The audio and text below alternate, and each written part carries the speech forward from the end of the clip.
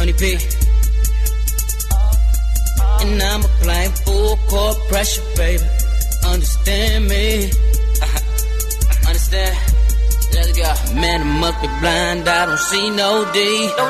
Posted with the squad, come see about me. Hands up in the air now. Wave 'em round like you really don't care now. Put that ball up in my hand, you know I'm scored.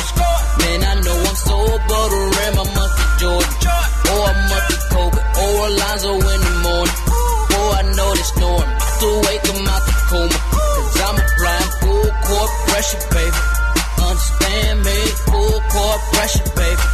Understand, cause it started all the way from the ground. I know exactly what it takes to wear the crown. I know.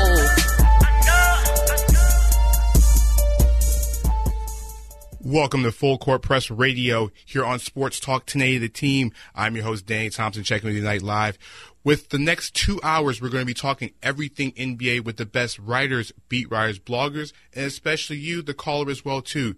To tune in online, check us out at livestream.com. In the search bar engine, please type in Tuck and O'Neill, and you get a chance to see me and Paul in the studio with our Represent shirts from DHTK. That's REPRE23ENT. Check them out at donthatetheking.com, as well as we want you to call in. 407-482-3776 is the number to call in toll free. Listen to us on TuneIn. And like I said, I'm always co-hosted by my two guys that are beside me every single week. And to the man to the left of me is from NBAFCBradio.com. He is the editor-in-chief as well, too. And also my right-hand man and Mr. Opinion himself, Paul Myers. What's going on, sir? Yo, man. Just ready to talk NBA, just like every week. We don't do this enough. We know. We need to start doing this more often. And also our other co-host, who is the social media manager for NBAFCPradio.com, and also our college basketball expert, draft guy. And I know he's going to have a busy week with every single college basketball tournament going on. My main man, Marc Johnson. Marc, how you doing, man? I'm great. Basketball at noon on a Tuesday. You can't get better than that. No, the ACC tournament started today at 12. It was just kind of weird seeing the ACC tournament on a Tuesday afternoon. I'm so used to ACC being on Wednesdays and, extending to Sunday. Now with the tournament stopping on Saturday now, it makes everything different. But, guys, speaking of things being different, the Golden State Warriors actually lost a game this week. And they lost to, of all teams, the Fighting Kobe's, otherwise known as the Los Angeles Lakers, on Sunday afternoon, 112-95.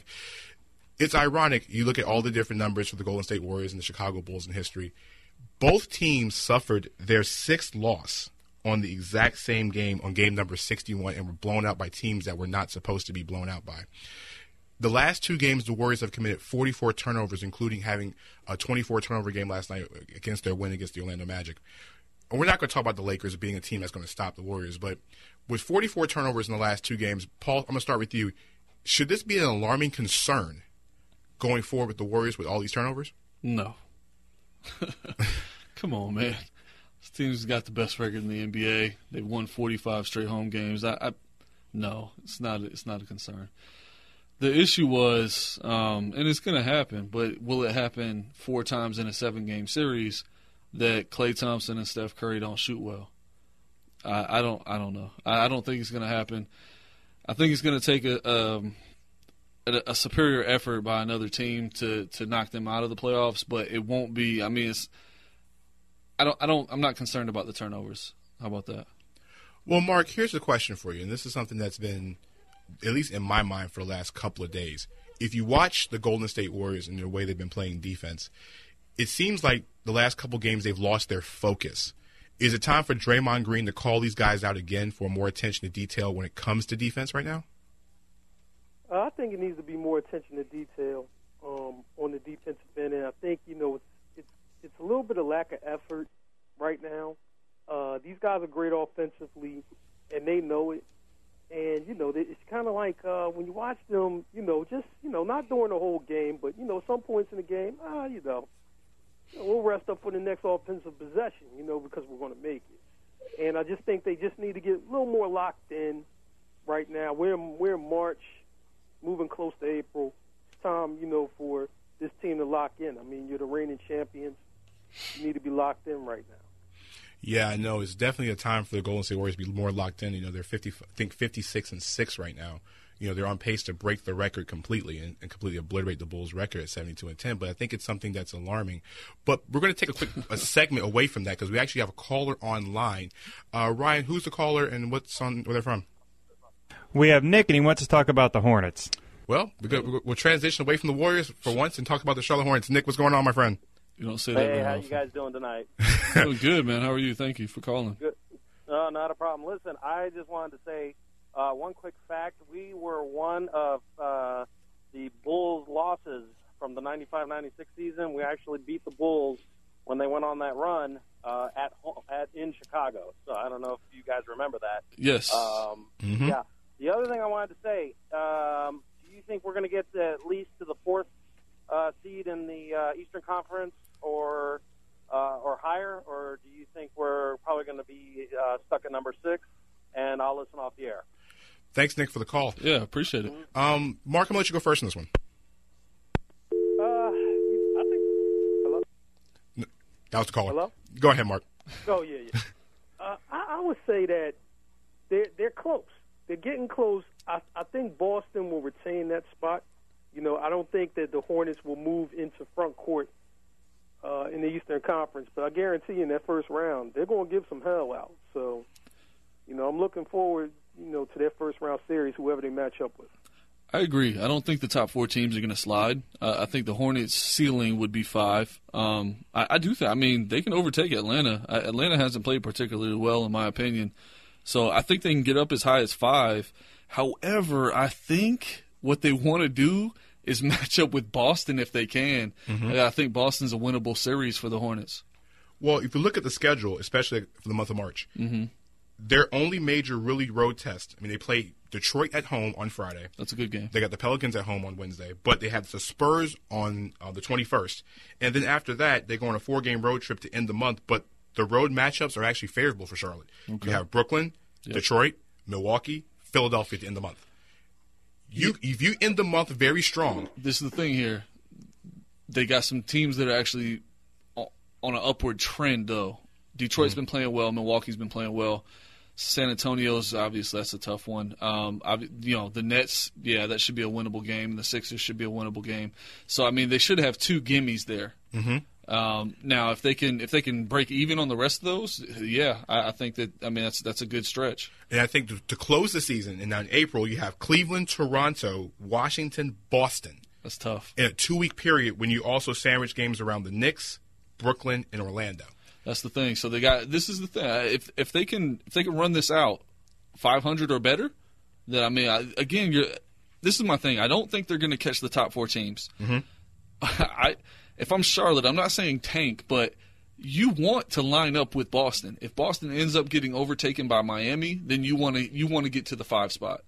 Yeah, I don't think Charlotte wants any part of Miami in the series because Whiteside, because Charlotte's ability to get to the basket is what they're trying to do. Whiteside would erase everything in the playoff series. It's not a good matchup. Yeah. But can they get to 4? I think they can, based on the schedule. It's going to have to get some breaks. I'll be honest with you, Charlotte, outside of Miami, who we just mentioned, you can't count Golden State or San Antonio because they've been cruising all year. Right. Those are the 2 hottest teams in the NBA right now. They're 8-2 in their last 10. Both teams are. Charlotte's won 5 in a row. Kemba Walker's playing his probably. Charlotte's won 4 in a row. Miami's won 5, and that's why I don't think they're going to catch. I don't think they'll catch Miami. Mm-hmm. So I don't think Miami falls out of that 4. What do you think? Boston does? The thing is, I think Miami catches Boston for 3. Right, so that puts Boston at 4. What I'm asking is who is going? They have to replace somebody 1 through 4. So who would they replace? I think it would be Boston.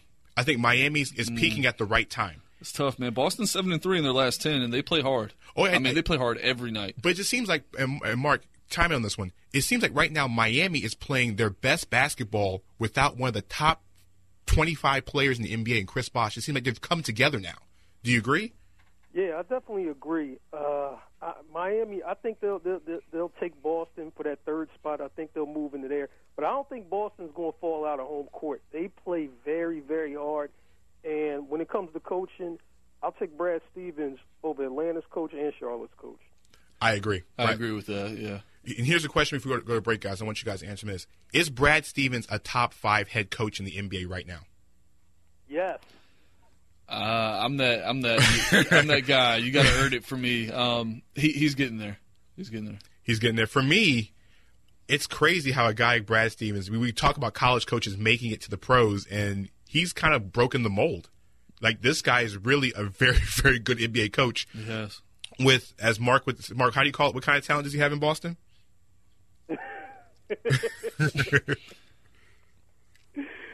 Ooh, boy. Exactly. Marc can't even get it out. Marc always says like 2-star talent in Boston that he's made into a contender in the East. Not saying they're going to beat Cleveland. There are a bunch of solid players. There's no star power. They're just all solid.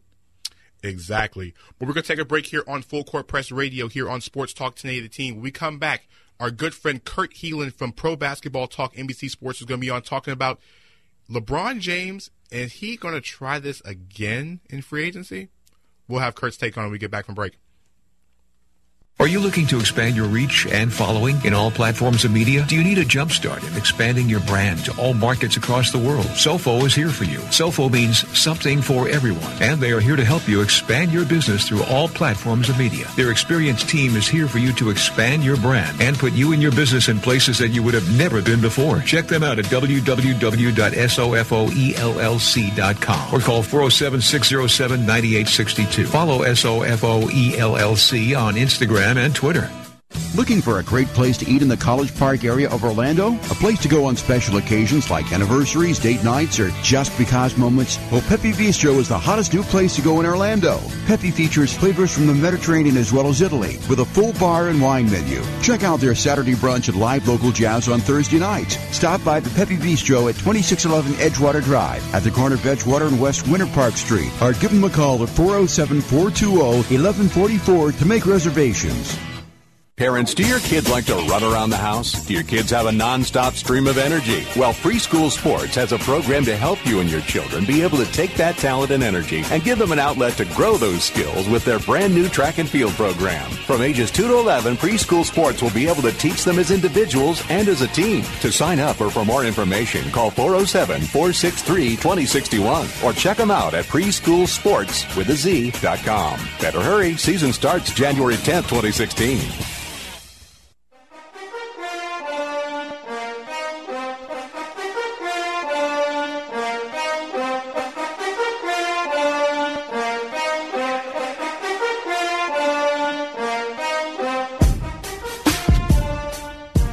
Back for Full Court Press Radio here on Sports Talk 1080 The Team. I'm your host, Danny Thompson, checking with you tonight with my main man, Marc Johnson, and Paul Myers of NBAFCPRadio.com. To check with us on the phone line, 407-482-3776.